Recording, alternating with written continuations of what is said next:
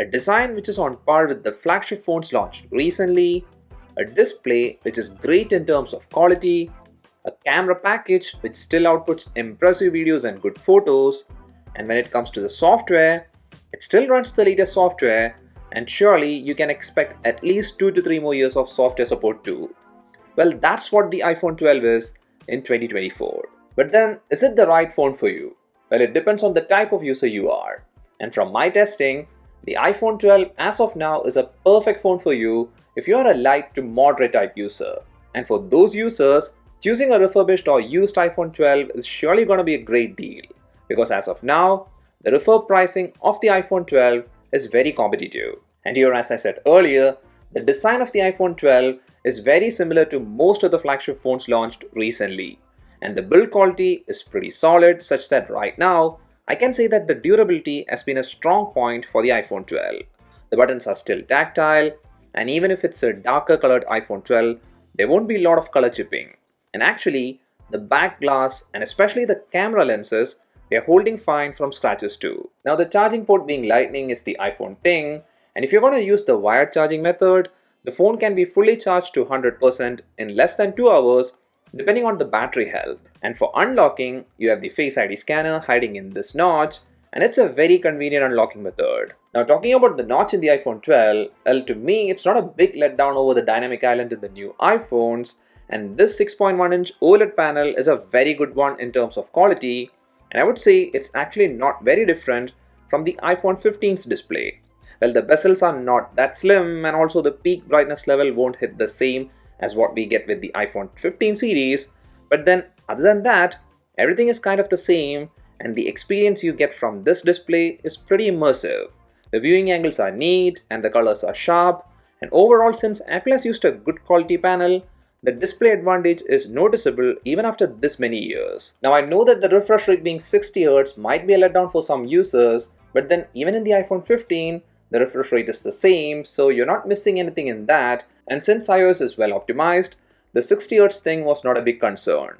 And also this dual speaker system in the iPhone 12 is still a decent setup if you want to play some loud music. So these are all good stuff and actually very strong points for the iPhone 12 in 2024. But the reason I stated that the iPhone 12 might not be the right fit for many users as of now is because of few aging drawbacks. And in that, the most obvious one is the battery.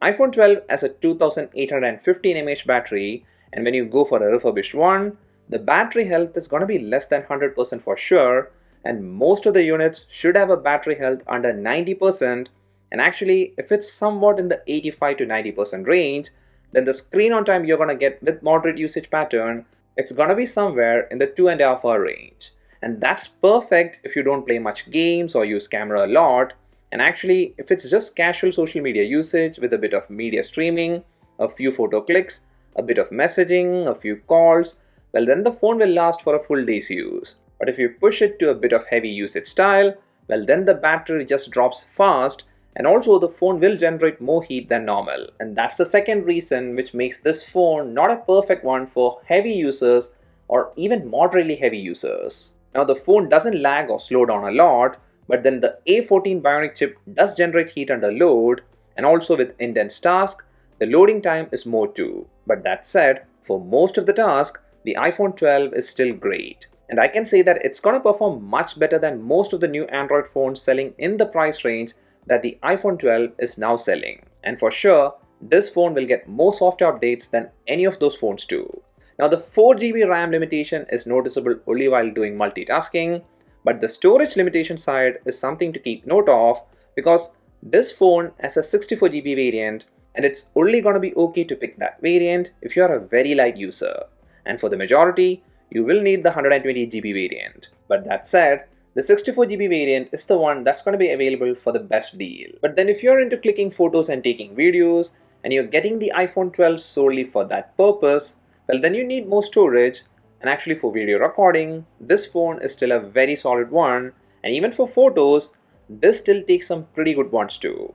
And it's all thanks to the main 12 megapixel f1.6 aperture wide camera. Even in 2024, it's a great camera. Let it be a dull lighting scenario or a well lit one, the main camera of the iPhone 12 takes good to great photos. And actually, if you're clicking in a perfect scenario, the photo quality does come pretty close to the photo quality of the flagship phones launched recently. Now, as the light decreases, the quality drops, and that's where the new phones have the strong upper hand. And also the 12 megapixel ultra wide camera as of now is a very average one. But then the 12 megapixel front camera is still a decent one for taking selfies, and for taking videos, well, the quality is pretty good too. You can record 4K 60fps videos with the front camera, and I do like the output. And actually the main camera's video recording capability even now is one of the strongest features of this phone. But again, the problem is that if you record a 4K 60fps video continuously for 20 to 30 minutes, you can see that the phone does get hot than normal, and the battery will drop abruptly too. So it's like the battery and the processor has created some restriction for this phone, and a battery swap can improve the scenario a bit, but then you need to spend around $89 plus taxes if applicable to get the battery swapped. And if you're going to do that, then why not go for an iPhone 13? But that said, if you know your usage pattern and it's mostly going to be moderate usage style with a bit of intense usage at times, well, then the iPhone 12 is kind of a perfect device for you. Because here, even now the basic things like call quality is solid, and I didn't face any network issues or Wi-Fi or Bluetooth connectivity issues, and actually the IP68 rating is a bonus thing too.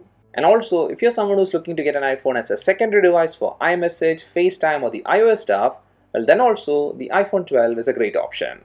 Well, that's all for this video. Now before you leave, if you're an iPhone 12 user, how's your user experience in 2024? Leave those thoughts in the comment section below, and if you like this video, a like is much appreciated, and a sub to the channel will be nice too. See you again in the next one. Till then, bye.